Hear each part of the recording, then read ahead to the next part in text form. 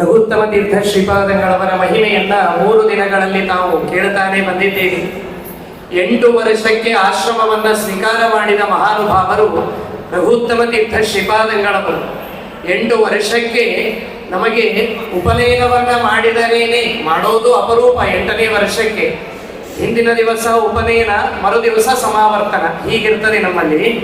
8ನೇ ವರ್ಷಕ್ಕೆ ಉಪನಯನ ಮಾಡುವುದಲ್ಲ, ಇಡೀ ಉತ್ತರಾದಿ ಮಠದ ಭವ್ಯ ಪರಂಪರೆಯಲ್ಲಿ 8ನೇ ವರ್ಷಕ್ಕೆ ಬ್ರಹ್ಮಚರ್ಯದಿಂದ ಆಶ್ರಮ ಪಡೆದಂತಹ ಏಕೈಕ ವ್ಯಕ್ತಿಗಳು ಅಂತಂದರೆ ರಘುತ್ತಮ ತೀರ್ಥ ಶ್ರೀಪಾದಂಗಳವರು. ಅಂತಹ ರಘುತ್ತಮ ತೀರ್ಥ ಶ್ರೀಪಾದಂಗಳವರ ಗುರುಗಳು ರಘುವರಿಯ ತೀರ್ಥರು ಅಂತ. ಮಹಾಪ್ರವಾಹಿನಿ ಭೀಮ ಯಸ್ಯ ಮಾರ್ಗ ಮದಾನ್ಮುದ ರಘುವರಿಯೋ ಮುದಂ ದದ್ಯ ಕಾಮಿತಾರ್ಥ ಪ್ರದಾಯಕ ಅಂತ. ಗುರುಗಳ ಒಂದು ತಪಸ್ಸಿನ ಸಾಮರ್ಥ್ಯ ಎಂತಹದ್ದು ಅಂತ ಕೇಳಿದರೆ ಶಿಷ್ಯರ ಸಾಮರ್ಥ್ಯ ಏನು ಅನ್ನೋದು ಅರ್ಥವಾಗಿ ಬಿಡುತ್ತದೆ. ಇಡೀ ಮಣ್ಣೂರಿನ ಕ್ಷೇತ್ರದಲ್ಲಿ ರಘುವರಿಯ ತೀರ್ಥ ಶ್ರೀಪಾದಂಗಳವರಿದ್ದಾಗ ನಮ್ಮ ಪರಂಪರೆಯಲ್ಲಿ 50 ವರ್ಷಗಳ ಕಾಲ ಮೂಲರಾಮನ ಪೂಜೆಯನ್ನ ಮಾಡಿದ ಮಹಾನುಭಾವರು ಸತ್ಯಪ್ರಮೋದ ತೀರ್ಥ ಶ್ರೀಪಾದಂಗಳವರಾದರೆ 55 ವರ್ಷಗಳ ಕಾಲ ಮೂಲರಾಮನನ್ನ ಅರ್ಚಿಸಿದ ಮಹಾನುಭಾವರು ರಘುವರಿಯ ತೀರ್ಥ ಶ್ರೀಪಾದಂಗಳವರು. ಅಂತಹ ರಘುವರಿಯ ತೀರ್ಥ ಶ್ರೀಪಾದಂಗಳವರು ಮಣೂರಿನಲ್ಲಿ ಇದ್ದಾಗ ಅನೇಕ ಕಳ್ಳರ ಗುಂಪು ಮಠದ ಮೇಲೆ ಹಾವಳಿಯನ್ನ ಮಾಡಿದರೆ ಶಿಷ್ಯರೆಲ್ಲರೂ ಓಡಿ ಹೋದರು. ಆದರೆ ಸ್ವಾಮಿಗಳವರು ಮಾತ್ರ ಮೂಲರಾಮಚಂದ್ರ ದೇವರ ಪೆಟ್ಟಿಗೆಯನ್ನ ಹೊತ್ತು ನಡೆಯಬೇಕಾದ ಪ್ರಸಂಗದಲ್ಲಿ ಕಳ್ಳರೆಲ್ಲರೂ ಅಡ್ಡಿಸಿಕೊಂಡು ಬರ್ತಾ ಇದ್ದಾರೆ. ಬರುವ ಸಂದರ್ಭ ತುಂಬಿ ಭೀಮಾ ನದಿ ತುಂಬಿ ಬಂದಿದೆಯಂತೆ. ಹಿಂದೇನೆ ಭಾಗವತದಲ್ಲಿ ಒಂದು ಮಾತನ್ನ ಕೇಳುತ್ತೇವಲ್ಲ, ವಸುದೇವ ಕೃಷ್ಣನನ್ನ ತಲೆಯ ಮೇಲೆ ಹೊತ್ತುಕೊಂಡಾಗ ಯಮುನೆ ದಾರಿಯನ್ನ ಬಿಟ್ಬಿಟ್ಲಂತೆ. ವಾದಿರಾಜರಂತಾರೆ, ಯಾಕೆ ಯಮುನೆ ದಾರಿ ಬಿಟ್ಟಳು ಅಂತಂದರೆ, ತಲೆಯ ಮೇಲೆ ಅಥವಾ ತಲೆಯಲ್ಲೇ ದೇವರನ್ನ ಹೊತ್ತುಕೊಂಡವರಿಗೆ ಈ ಯಮುನೆ ದಾರಿ ಬಿಟ್ಟಂತೆ ಅವರ ಸಂಸಾರದ ಸಮುದ್ರವೇ ದಾರಿಯನ್ನ ಬಿಟ್ಟು ಮೋಕ್ಷದ ಕಡೆಗೆ ಕರೆದುಕೊಂಡು ಹೋಗ್ತದೆ ದೇವರನ್ನ ಹೊತ್ತವರಿಗೆ ಅಂತ. ತೆಳಗಿನೋದಕ ಉಕ್ಕೇರಿ ಬಂದಾವು ತುಳಕಿ ಚಲ್ಲಾಡಿ ನಿಂತಳು ಯಮುನೆ, ಮೇಲೆ ಮಾಡೊಡ್ಡಿ ಮೇಘಾಳಿ ಮೋರಿಟ್ಟವು ಕಲ್ಲು ಕರಗಿ ನೀರಾದವು. ನಳಿಲ ಚಂಪಕನಾಗ ಪುನ್ನಾಗ ಪಾಟಲ ಶಾವಂತಿಗೆ ಕುಂದ ಬಗುಲವು, ಮಾಲತಿ ಜಾತಿಯು ಪರಿಮಳಂದೊಳಗೂಡಿ ನೀಲಾಂಗ ನಂಗ್ರಿಗೆ ಎರಗಿದವು. ಯಾವಾಗ ತೆಳಗಿನೋದಕ ಉಕ್ಕೇರಿ ಬಂದಾವು ತುಳಕಿ ಚಲ್ಲಾಡಿ ನಿಂತಳು ಯಮುನೆ. ಕೃಷ್ಣನನ್ನ ನೋಡಲಿಕ್ಕೆ ಯಮುನೆ ತಾನು ತುಂಬಿ ಬಂದರೆ ಕೃಷ್ಣನ ಕುಡಿಗಣ್ಣಿನ ನೋಟ ಸಾಕಾಯಿತು ವಸುದೇವನಿಗೆ ಯಮುನೆ ದಾರಿಯನ್ನ ಬಿಡಲಿಕ್ಕೆ. ಹಾಗೆ ಶ್ರೀರಾಮಚಂದ್ರನನ್ನ ಹೊತ್ತಂತಹ ರಘುವರಿಯ ತೀರ್ಥ ಶ್ರೀಪಾದಂಗಳವರಿಗೆ ಆ ಭೀಮಾ ನದಿ ತುಂಬಿ ಬಂದಂತಹ ಭೀಮಾ ನದಿ ಪೂರ್ತಿ ದಾರಿಯನ್ನ ಬಿಡಲಿಲ್ಲ. ಒಬ್ಬರು ಹೋಗಲಿಕ್ಕೆ ಎಷ್ಟು ದಾರಿ ಬೇಕು ಅಷ್ಟನ್ನೇ ಬಿಟ್ಟು ರಘುವರ್ಯರನ್ನ ಕಾಪಾಡಿದ ಮಹಾನುಭಾವರು ಆ ಯಾವ ಭೀಮೆಯಾದರೆ ಶ್ರೀಮನ್ಮೂಲ ರಾಮಚಂದ್ರ ದೇವರ ಸಂಸ್ಥಾನವನ್ನ ಕಾಪಾಡಿದ ಹಿರಿಮೆ ಅದು ರಘುವರಿಯ ತೀರ್ಥ ಶ್ರೀಪಾದಂಗಳವರ ಹಿರಿಮೆ.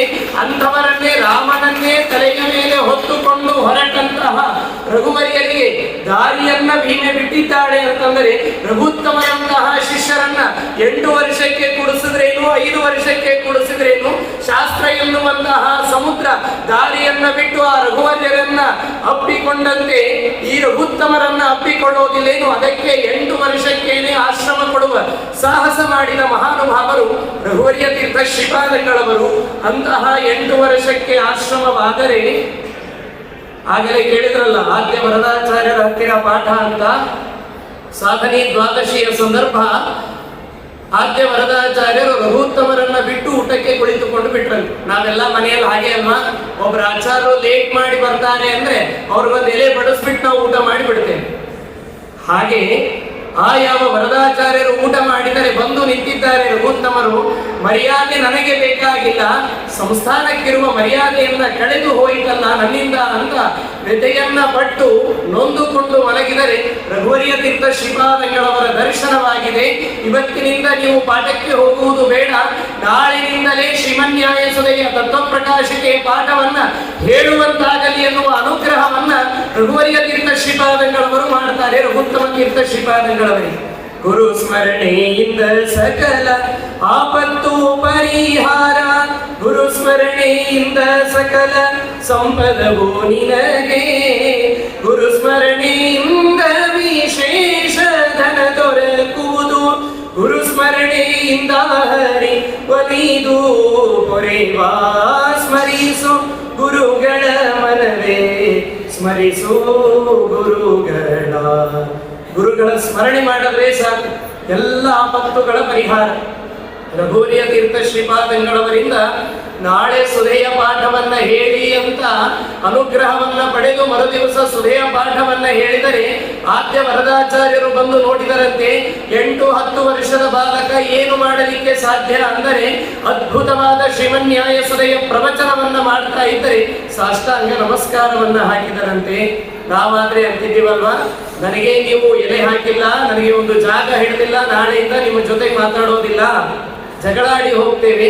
ಆದರೆ 10-8 ವರ್ಷದ ಬಾಲಕ ರಘುತ್ತಮ ತೀರ್ಥ ಶ್ರೀಪಾದಂಗಳವರೇ ಹೇಳ್ತಾರೆ, ಶ್ರೀಮನ್ಯಾಯ ಸುಧೆಯ ಪಾಠವನ್ನ ಈ ಪುಟ್ಟ ವಯಸ್ಸಿನಲ್ಲೇ ಹೇಳುವಂತೆ ಮಾಡಿದ್ದಕ್ಕೆ ಕಾರಣ ಅದು ನೀವೇ ಕಾರಣ. ಅದಕ್ಕಾಗಿ ಇನ್ನು ಮುಂದೆ ಉತ್ತರಾದಿ ಮಠಕ್ಕೆ ಯಾರೇ ನಿಮ್ಮ ಮನೆತನದವರು ಆದ್ಯ ಮನೆತನದವರು ಬಂದರೆ ಅವರಿಗೆ ಮೊದಲಿಗೆ ತೀರ್ಥ, ಅವರಿಗೆ ಮೊದಲನೆಯ ಎಲೆಯನ್ನ ಹಾಕಿಸ್ತೇನೆ ಅಂತ ಹೇಳಿದ ಮಹಾ ಔದಾರಿಗಳು ರಘುತ್ತಮ ತೀರ್ಥ ಶ್ರೀಪಾದಂಗಳವರು.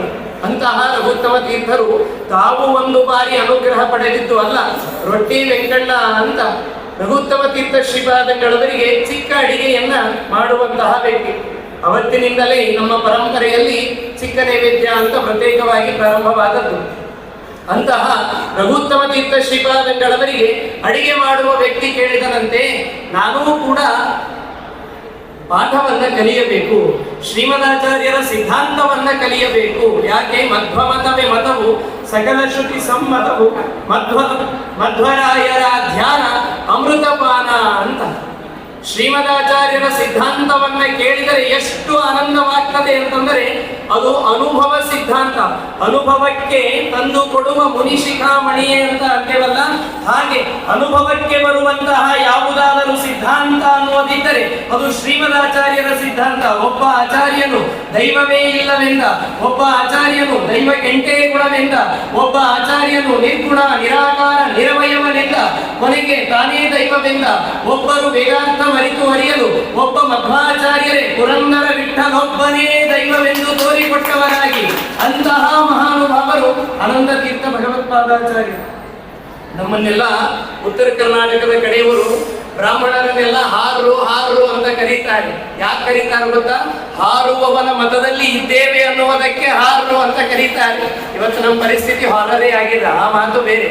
ಹಾಗಾಗಿ ಅಂತಹ ಶ್ರೀಮದಾಚಾರ್ಯರ ಸಿದ್ಧಾಂತವನ್ನ ಆನಂದ ರೂಪಸ್ಯ ಪರಸ್ಯ ಪಾತ್ರಧೀರ ಆನಂದ ಸಂದಾಯಿ ಸುಶಾಸ್ತ್ರ ಕೃತ್ಸಯತ ಆನಂದ ತೀರ್ಥೇತಿ ಪದಂ ಗುರೂದಿದಂ ಬಭೂವ ತಸ್ಯಾತ್ಯಮ ರೂಪ ರೂಪಕಂ ಅಂತಹ ಆನಂದಮಯವಾದ ಶಾಸ್ತ್ರವನ್ನ ರಚನೆ ಮಾಡಿದ ಆನಂದ ತೀರ್ಥರ ಶಾಸ್ತ್ರವನ್ನ ನಾನು ಓದ್ತೇನೆ ಅಂತ ಅಡಿಗೆಯವನು ಬಂದಂತೆ. ಪಾಪ ಜನ್ಮವೇತ್ತಿ ಮಧ್ವಮತವ ಅನುಸರಿಸಿ ನಡೆಯಿರೋ ಸಮ್ಮಾನದಿ ಸಿರಿ ಕೃಷ್ಣ ತನ್ನ ಲೋಕ ಕೊಡುವನೋ ಕೃಷ್ಣ ಕೃಷ್ಣ ಕೃಷ್ಣ ಎಂದು 3 ಬಾರಿ ನೆನೆಯಿರೋ.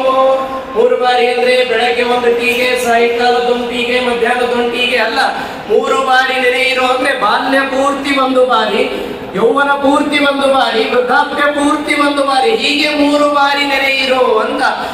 ಒಂದು ವೇಳೆ ಜನ್ಮವನ್ನ ದೇವರೇನಾದರೂ ಕೊಟ್ಟಿದ್ದಾನೆ ಅಂದರೆ ವಾದಿರಾಜರಂತಾರೆ, ಕರೌ ತ್ವದರ್ಚನೆ ನಿತ್ಯಂ ಸುಖತೀರ್ಥಸ್ಯ ಲೇಖನೆ ತ್ವದಾಲಾಪೆ ತ್ವದುತ್ತಿಷ್ಟ ಭೋಜನೆ ಕುರುಚಿಕ್ವಿಕಾ ಘ್ರಾಣಂ ಭವತು ನಿರ್ಮಾಲ್ಯ ಆಘ್ರಾಣನೆ ನವನೇಶ್ವಿರಃ. ದೇವ 2 ಕೈಗಳನ್ನ ಕೊಟ್ಟಿದ್ದೀಯಲ್ಲ, ಈ 2 ಕೈಗಳು ಕೇವಲ ಈ 2ಕ್ಕೆ ಉಪಯೋಗವಾಗಲಿ. ಒಂದು ನಿನ್ನ ಅರ್ಚನೆಗೆ, ನಿನ್ನ ಅರ್ಚನೆ ಮುಗಿಯಿತಾ ಶ್ರೀಮದಾಚಾರ್ಯರ ಸಿದ್ಧಾಂತವನ್ನ ಬರೆಯುವಂತಹ ಸೌಭಾಗ್ಯ ನನ್ನ ಕೈಗೆ ಬರಲಿ ಅಂತಾರೆ. ದೇವರೇ ಬಾಯಿಯನ್ನ ಕೊಟ್ಟಿದ್ದೀಯಲ್ಲ, 2ಕ್ಕೆ ಉಪಯೋಗವಾಗಲಿ. ಒಂದು ಅಕ್ಕಪಕ್ಕದವ್ರು ಮಾಡ್ಕೊಳ್ಳಿಕ್ಕೆ, ಒಂದು ಮನೆ ಜನರು ಮಾಡ್ಕೊಳ್ಳಿಕ್ಕೆ ಅಲ್ವಾ? 2ಕ್ಕೂ ಅಲ್ಲ, 2ಕ್ಕೆ ಉಪಯೋಗವಾಗಲಿ. ಒಂದು ನಿನ್ನ ನಾಮಾಮೃತವನ್ನ ಹೇಳಲಿಕ್ಕೆ ಅನುಕೂಲವಾಗಲಿ, ಇಲ್ಲವಾದರೆ ನಿನ್ನ ಎಂಜಲವನ್ನ ತಿನ್ನುವಂತಾಗಲಿ. ಎಂಜಲೆಂಜಲು ಎಂಬರ ನುಡಿ ಎಂಜಲಲ್ಲವೇ ಬಾರಿ ಜಲಚರೆಂಜಲಲ್ಲವೇ ಹಾಲು ಕರುವಿನ ಎಂಜಲೆನ್ನಿಸದೆ ಎಂಜಲೆಲ್ಲಿಯ ನೆಲ್ಲಿಯೆಂಬರೆಂಜಲೆಲ್ಲಿಯ ಬೇರೆ ಭಾವಿಸಲೆಂಜಲುಂಟೆ ದೇವ ರಕ್ಷಿಸೋ ನಮ್ಮ ನನವರತ ಅಂತ ಹರಿಭಕ್ತಿ ಪ್ರಸಾದದಲ್ಲಿ ಕನಕದಾಸರಂತಾರೆ, ನಿನ್ನ ಯಂತ್ರವನ್ನ ಉಣ್ಣುವಂತಹ ಸೌಭಾಗ್ಯ ನನ್ನ ಬಾಯಿಗೆ ಬರಲಿ. ಕಣ್ಣನ್ನ ಕೊಟ್ಟಿದ್ದೀಯಲ್ಲ, ನಿನ್ನನ್ನ ನೋಡುವಂತಾಗಲಿ. ಮೂಗನ್ನ ಕೊಟ್ಟಿದ್ದೀಯಲ್ಲ, ನಿನ್ನ ನಿರ್ಮಾಲ್ಯವನ್ನ ಅಘ್ರಾಣನೆ ಮಾಡುವಂತಾಗಲಿ.